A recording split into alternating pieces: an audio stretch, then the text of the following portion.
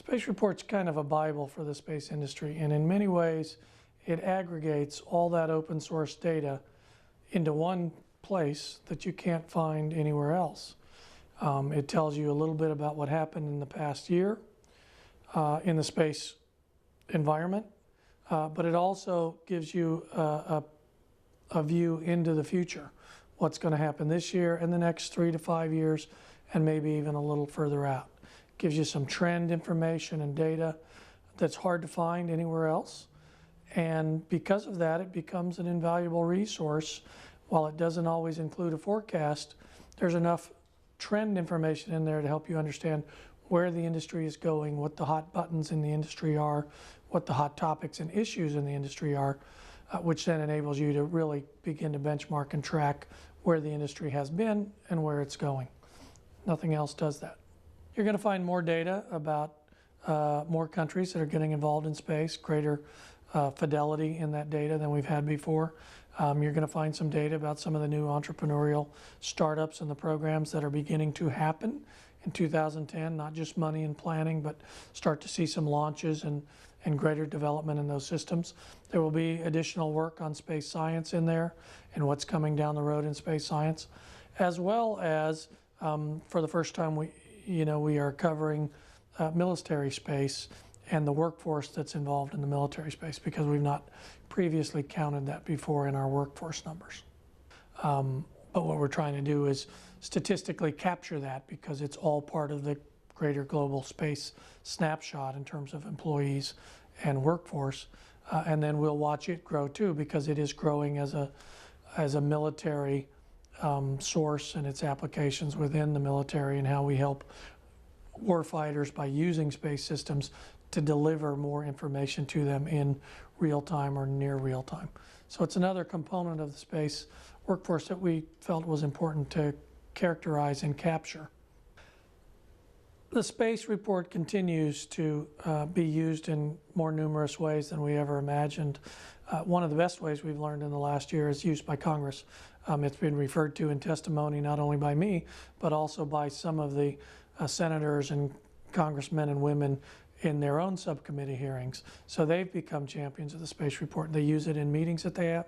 It's been recognized in some of the preparatory documents that they use for the subcommittee members. So we begin to see that it's becoming the tool we had hoped it would be, which is providing credible, accurate data and information that can then be used to make good decisions by policymakers and leaders throughout the country. We're also seeing it covered in media worldwide. We've seen it in Jane's overseas. We've seen it in the Financial Times of London. We've seen it in Newsweek, several other newspapers around the United States and the world. We also are finding more longer-term uses where it's being used by researchers around the globe in several different countries. We're also seeing longer-term uses for it where academicians are using it for some of their longer-term research and studies in more than 20 countries around the world. So it's really becoming a growing, living document that changes from year to year, but still captures important benchmarks that have never been captured before, and that are useful as we lay that baseline and track the growth and development of the space industry like it's never been done before. If it comes to financial statistics, it's all there, how the different subcomponents of the space industry break down, what the trends are. Is it growing? Is it not growing in terms of satellite manufacturing, a number of launches per year, et cetera, et cetera. Lots of detail on the infrastructure in space, both the infrastructure that's here on the ground and the infrastructure that's in space being utilized and applied every day. It really is a labor of love. We start planning for it pretty much as we're working on the current year's issue.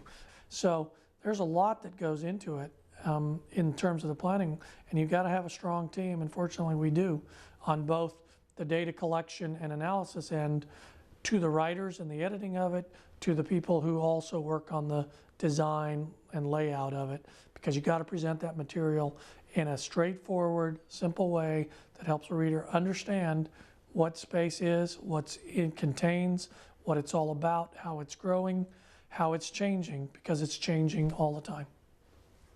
It's evolved from a publication that began in 2006 covering 2005 data to what will now be 2009 data. So this first year we actually will have a 5-year perspective on what's going on in the space environment. The space reports for anybody.